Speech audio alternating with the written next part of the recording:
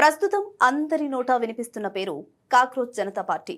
దీని ఏర్పాటు దేశంలో పెద్ద చర్చకు దారితీసింది. ఇదొక అధికారిక రాజకీయ పార్టీ కానప్పటికీ భవిష్యత్తులో దేశీయ డిజిటల్ రాజకీయాలు, యువత నిరసనలపై ఇది తీవ్ర ప్రభావం చూపే అవకాశం ఉంది. వ్యంగ్య ఉద్యమంగా ప్రారంభమైనప్పటికీ యూత్ ని గొప్పగా ఆకర్షిస్తోంది. యువతలో ఉన్న నిరాశ, నిరుద్యోగ సమస్యలను ప్రపంచానికి చాటి చెప్పడానికి ఒక బలమైన సాధనంగా మారింది. ఇదొక కొత్త తరం నిరసన శైలి.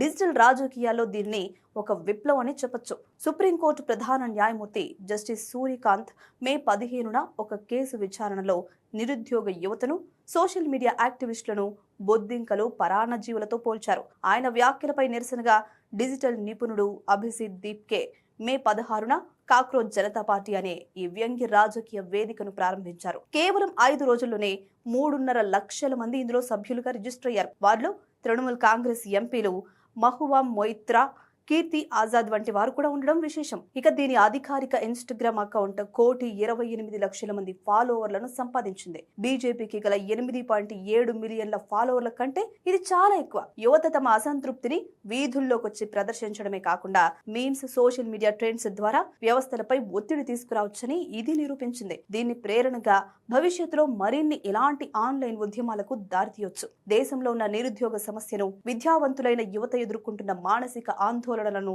ప్రధాన స్రవంతి రాజకీయాల్లోకి తీసుకురావడానికి ఇదొక వేదికగా మారుతుంది. పెద్ద పెద్ద పదవుల్లో ఉన్నవారు సాధారణ ప్రజలపై, నిరుద్యోగులపై చేసే వ్యాఖ్యలను అంత తేలికగా వదిలిపెట్టబోరనే హెచ్చరికను ఈ ఉద్యమం పంపింది. నివేదికల ప్రకారం ఈ కాక్రోచ్ జనతా పార్టీ మద్దతుదారులు బీహార్లోని బంకీపూర్ అసెంబ్లీ ఉప ఎన్నికల్లో పోటీ చేసే యోచనలో ఉన్నట్లు తెలుస్తోంది. ఇది గనుక నిజమైతే వ్యంగ్య రాజకీయాలు ప్రత్యక్ష ఎన్నికల్లోకి అడుగు పెట్టినట్లవుతుంది. ప్రధాన రాజకీయ పార్టీలు ఇప్పటి వరకు యువతను కేవలం ఓటర్లుగానే చూశాయి. కానీ ఇలాంటి ఐక్యత ద్వారా యువత ఒక ప్రత్యేక ప్రెజర్ గ్రూప్ గా మారి ప్రభుత్వ నిర్ణయాలను ప్రభావితం చేయగలదు.